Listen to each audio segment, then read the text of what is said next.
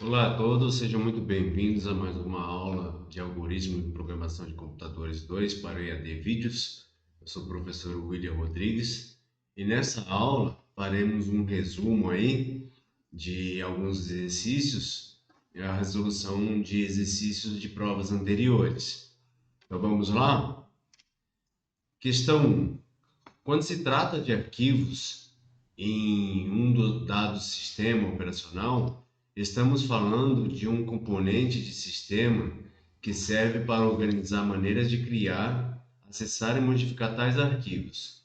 Estes são organizados em diretórios ou pastas. Por trás disso, existe o conceito de caminho absoluto, que nada mais é do que o caminho para acessar um dado arquivo.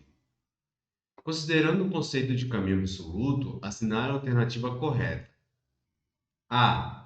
Aí vai ser C, tracinho, barra users, barra hiperconfig, barra exemplos.txt.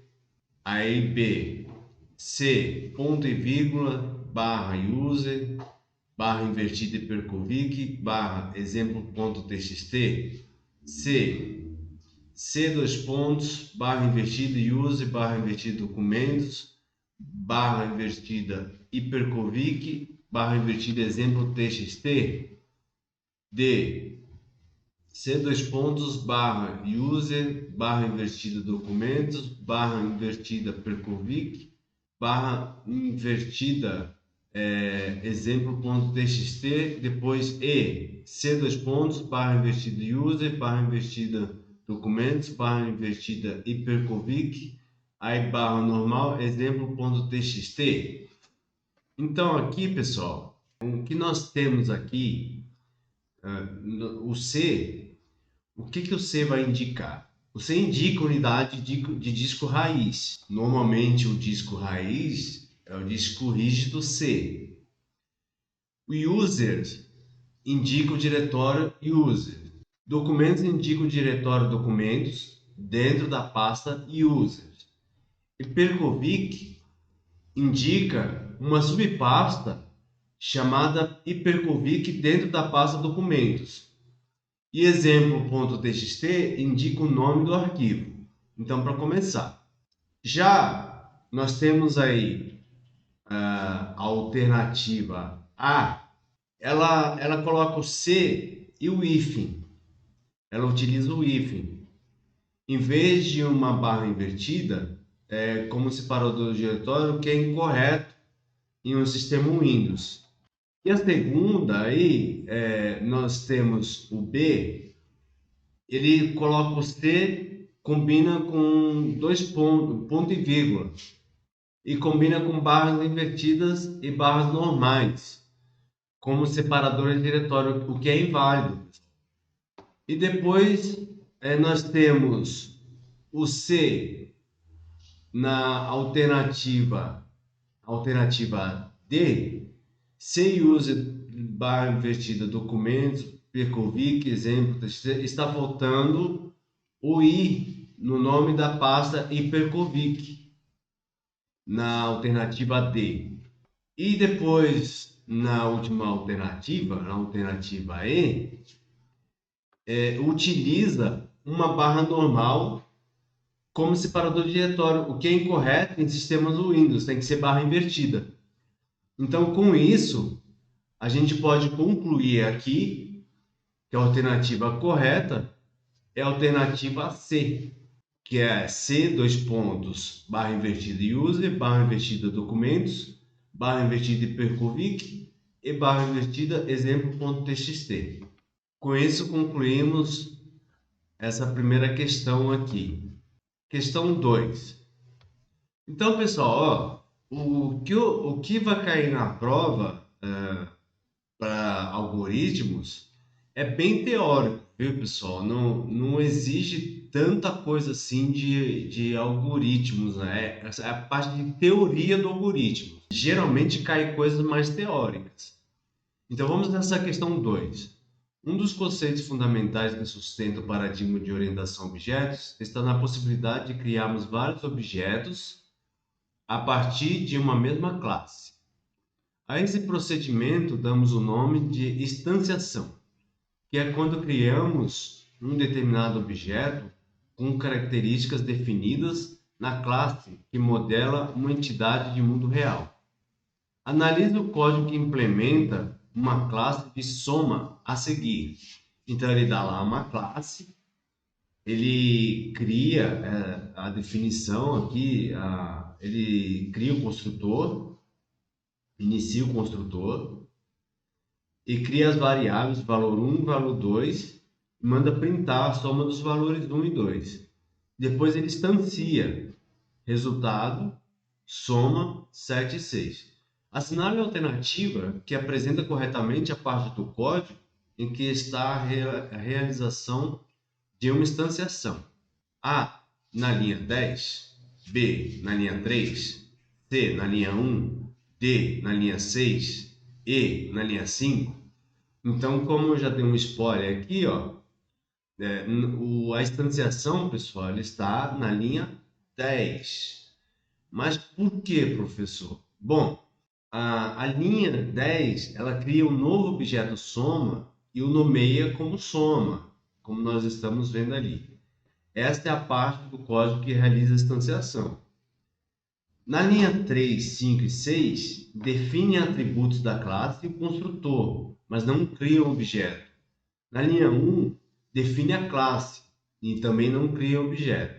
E na linha 5, define o construtor, responsável por inicializar os atributos de objeto recém-criado, mas não instancia. Então, com isso, nós temos aqui a alternativa A, na linha 10 é onde ele instancia, faz a realização da instanciação da classe. Certo, pessoal? Então, vamos lá? Questão 3. A recursão ou função recursiva, em linhas gerais, tem como propósito resolver problemas. A recursão é uma técnica de solução de problemas que expressa a solução para um problema em termos de solução para subproblemas do problema original. A recursão pode ser usada para resolver problemas que, de outra forma, poderiam ser bastante desafiadores. As funções envolvidas solucionando um problema recursivamente chamarão a si mesmas e nos referiremos a elas como funções recursivas. Com relação à função recursiva, avalie as afirmações a seguir. Aí vem a primeira afirmação. A cada chamada empilha-se na memória os dados locais no endereço de retorno. Segundo, é considerada uma função que não invoca a si mesma. Terceira, a cada chamada, a função corrente só termina quando a função chamada terminar.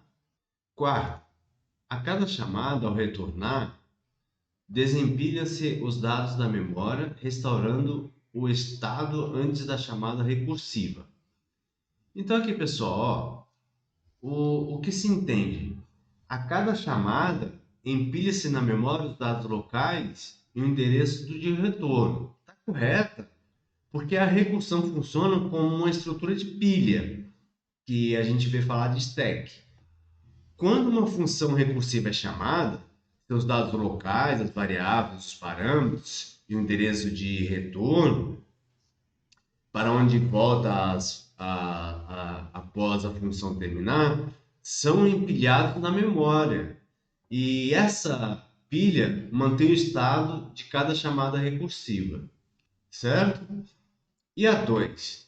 A 2 é considerada uma função que não invoca a si mesma. Está incorreta porque a característica fundamental, mais importante de uma função recursiva é justamente a de chamar a si mesma para o processo de trabalhar. Novamente, é autorreferência que permite que a solução seja construída a partir de soluções menores do mesmo problema. Então, a parte principal da recursão é chamar a si mesmo. Então, por isso que a 2 nós não podemos considerar como correta, está errado. E a 3, a cada chamada, a função corrente só termina quando a função chamada terminar. Correta, porque quando uma função recursiva chama a si mesma, a chamada atual fica pausada até que a nova chamada, que é a forma recursiva, termine. O que isso significa? Isso quer dizer que a pilha de chamada cresce até que a condição de parada ela seja atingida. Certo, pessoal? E a quarta, que é a cada chamada, ao retornar desempilham-se os dados da memória, restaurando o estado antes da chamada recursiva. Está correta porque quando uma chamada recursiva atinge a condição de parada, ela começa a retornar. A cada retorno, os dados locais do endereço de retorno são desempilhados, revertendo o estado de memória para o ponto anterior à chamada, aquele que ele havia saído. E esse processo de desempilhar continua até que a primeira chamada recursiva ela seja concluída. E o que podemos concluir com isso? Qual o resumão que a gente pode fazer? Que a recursão ela funciona criando uma pilha de chamadas e cada chamada empilha dados e endereço de retorno. A função atual só termina quando a chamada recursiva termina. E ao retornar os dados, eles são empilhados, restaurando o estado anterior. E é importante frisar também, pessoal, que o uso excessivo da recursão ela pode levar ao estouro de pilhas, certo? Se a função não tiver uma condição de parada adequada, porque as pilhas de chamadas elas podem crescer indefinidamente. Então esse é um problema da recursão, viu? Então com isso a gente pode concluir aqui que é a alternativa A, 1, 3 e 4 apenas estão corretas. Então vamos lá? Questão 4. Considere os recursos existentes na linguagem Python, em sua versão 3.9. Esta linguagem é poderosa e conta métodos capazes de possibilitar a manipulação de uma fila de forma fácil e descomplicada. Analise o fragmento de código apresentado na sequência e verifique como poderia ser inserido o elemento 8 no índice 3 da fila apresentada. Ele dá o código lá, que é uma fila, com os números 5, 7, 9, 11, 13 e 15, e print fila. Aí vai printar essa mesma fila, que é uma lista que ele deu aí. Aí, considerando a afirmação, assinale a alternativa correta. Para inserir o número 8 na terceira posição, no índice 3, aliás, nós teríamos que usar A, fila.append 8, B, fila.insert 3,8, C, fila 3,8, D, insert 3,8 e fila.pop 3,8. Então aqui, pessoal, o que a gente tem que usar é o fila insert 3,8. O método insert ele é usado para inserir um elemento em uma lista em um índice específico. O 3 é o índice onde o elemento será inserido e o 8 é o elemento a ser inserido na lista. E por que as outras estão erradas?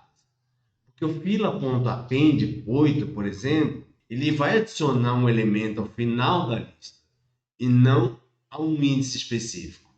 Então, o append ele realmente adiciona, mas ele vai lá no final da lista. E a fila 3,8, essa sintaxe ela não é válida. Não é um método da linguagem Python. Então, o insert 3,8 é uma sintaxe inválida e sem referência à lista fila, porque você tem que trazer a referência de que lista que você quer inserir. Um insert, tudo bem você usar, mas só que você tem que trazer a referência, fila.insert. Então, o outro que é fila.pop, 3,8, é um método pop, ele vai remover um elemento da lista pelo seu índice e não insere um elemento da lista. Então, aqui, pessoal, nós podemos concluir que é o B, fila.insert 3,8. Vamos lá. Questão 5. Os algoritmos de ordenação constituem bons exemplos de como resolver problemas utilizando computadores. As técnicas de ordenação permitem apresentar um conjunto amplo de algoritmos distintos para resolver uma mesma tarefa.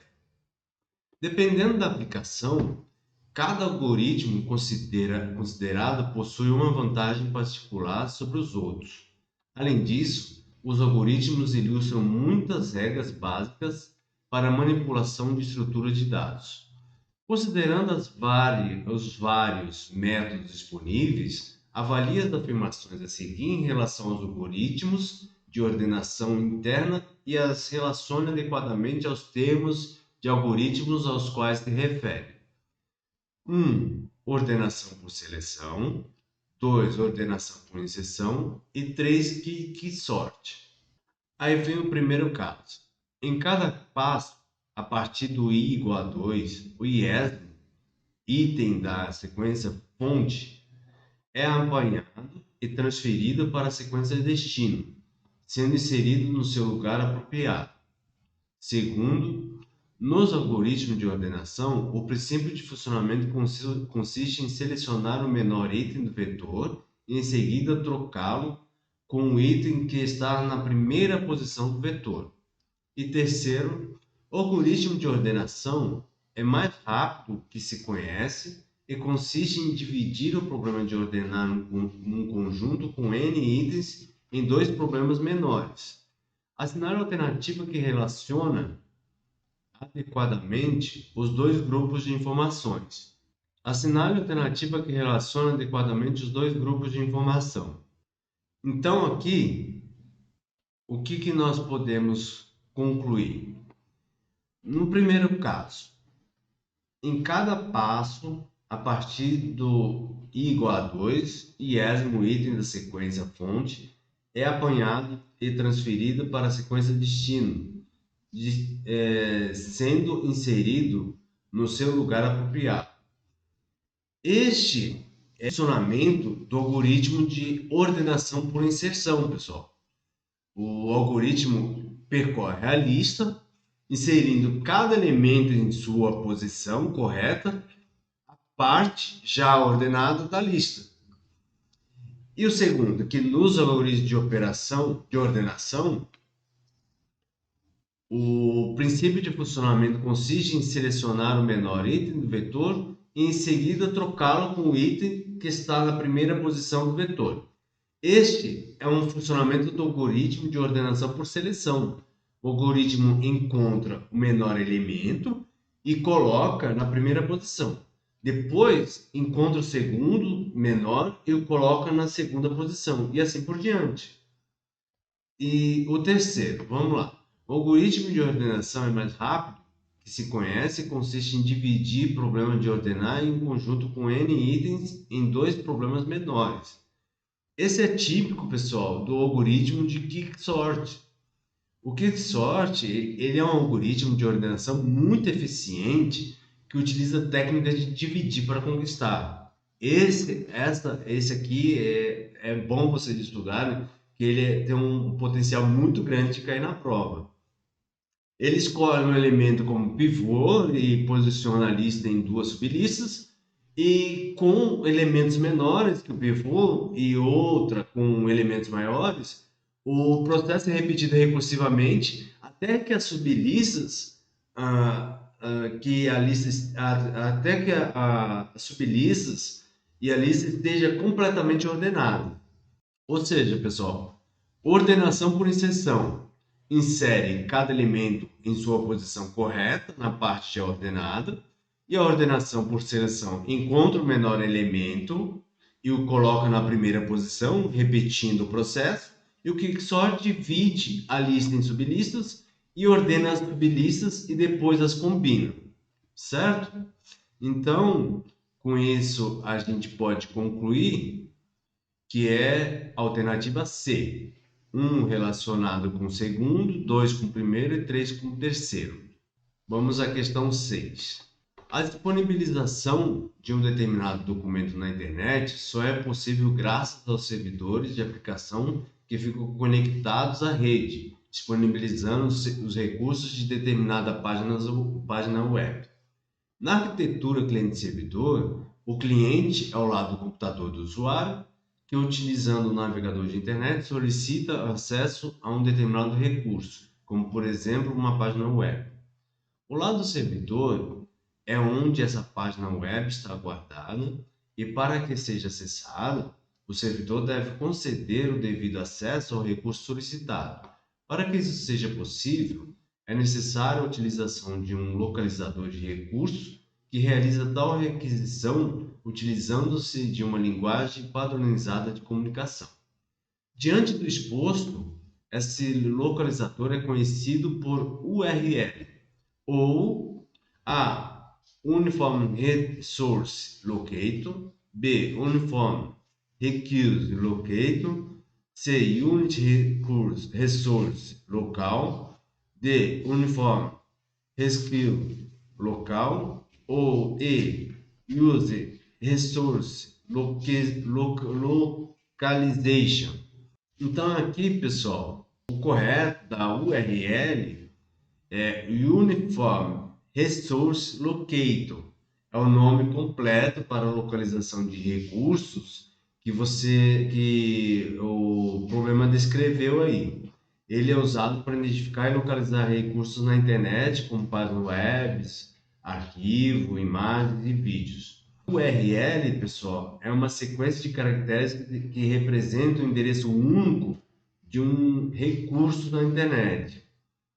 A estrutura de uma URL geralmente é composta por protocolo, que define o tipo de acesso, que é o HTTP, HTTPS, FTP, nome do domínio, que identifica o servidor que hospeda o recurso, por exemplo, google.com, caminho, que indica a localização específica do recurso dentro do servidor, e um parâmetro, que a gente tem as informações adicionais que podem ser incluídas na URL. Certo, pessoal? Então, aqui nós temos como resposta a alternativa A, Uniform Resource Locator. Vamos à questão 7. Na implementação de eventos que registra toque de tecla quando digitamos dentro de um componente de texto, o tipo widgetText é preciso associar a função de manipulação de eventos às teclas pressionadas. Conseguimos isso graças a um método que tem por finalidade associar um tipo de evento a um manipulador de evento. Veja o código a seguir. Aí ele dá esse código aqui, vocês me desculpem que a forma como eu tirei estava assim mesmo, como foi disponibilizado para a gente. Então a gente tem um método que chama a classe tquinter. Ele fala, considerando os métodos apresentados, identifique os responsáveis pela conexão com os periféricos do computador, assinalando a alternativa correta. O método responsável por isso é o bind. B. O método responsável por isso é o keypresser. O C. O método responsável por isso é o pack. D. O método responsável por isso é o main loop. E o método responsável por isso é o format. Então, o que a gente pode dizer? Desse sistema, o que ele está mostrando aí, o bind é um método usado para associar eventos à manipulação de manipuladores de eventos. E ele permite que se vincule uma função específica a um evento específico em um widget. No contexto do código que ele está dando aí, o bind ele é usado para conectar a função keyPress ao evento key, que é acionado quando uma tecla é pressionada. O keyPress, já que nós falamos dele, esta é uma função que manipula o evento de tecla pressionada, mas não é responsável por conectar o evento ao widget. Então, o que a gente chama o bind aí como correto é porque ele faz isso, ele é responsável por conectar o evento ao widget. O pack, Este método ele é usado para organizar widgets em uma janela, não para conectar eventos. E o main loop já é um método que inicia o loop principal da aplicação e ele é responsável por gerenciar eventos, mas não realizar ligação entre eventos e manipuladores. E o format ele é usado para formatar strings e não para gerenciar eventos. Por isso que nós temos aí a alternativa A, o método responsável por isso é o bind. Certo, pessoal? Então vamos lá. A última questão. Ao utilizar uma função recursiva, é comum para se projetar o melhor cenário de desempenho de um determinado programa escrito em uma determinada linguagem. Há necessidade de verificar o tempo de processamento de um determinado cálculo. Ao fazê-lo com a linguagem Python, a versão 3.9, é possível utilizar um módulo que provê várias funções relacionadas ao tempo. Uma delas, em específico, pode ser útil quando se deseja verificar o tempo de execução de uma função recursiva escrita nessa linguagem, pois ela permite retomar o tempo em segundo da execução do código. Veja o código a seguir com atenção para as linhas 1, 10 e 15. Então ele dá aqui import na linha 1, 10, tempo, e 15, ele print fatorial, segundos, ponto format e tempo. Aí, considere o método de sua respectiva função, assinale a alternativa que apresenta corretamente como as referidas linhas devem ser preenchidas. Então, aqui nós temos a time, vírgula, time.time e time.time. B, timer, time.time e time.time. C, date, time.time e time.time. D, time, timer.time e time.time. E, time, time.time e timer.time. Então aqui, pessoal, o que a gente pode analisar desse código, que primeira coisa que ele tem que chamar, ele tem que chamar o time. Ele importa o módulo time, que fornece a função para trabalhar com o tempo. E nas linhas 10 e 15, ele tem que chamar time.time entre parênteses depois. A função time.time entre parênteses retorna o tempo atual em segundos desde a época, o ponto de referência do sistema aí que ele está dando, e isso é usado para medir o tempo de execução do cálculo fatorial que ele está dando. E a linha 10 marca o tempo inicial e a linha 15 marca o tempo final, permitindo calcular o tempo decorrido. E por que as outras estão erradas? Na P, por exemplo, não existe um módulo chamado timer, com R aí, ó. E na C, o módulo date é usado para trabalhar com data e não com tempo.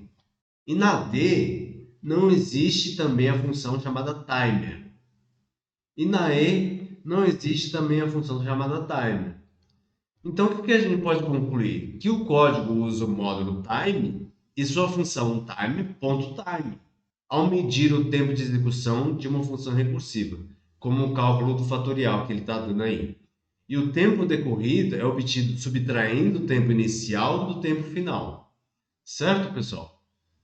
Então é isso que ele está fazendo aqui. Então, com isso, podemos concluir que a alternativa A, time, time.time, abre e fecha parênteses, time.time, abre e fecha parênteses.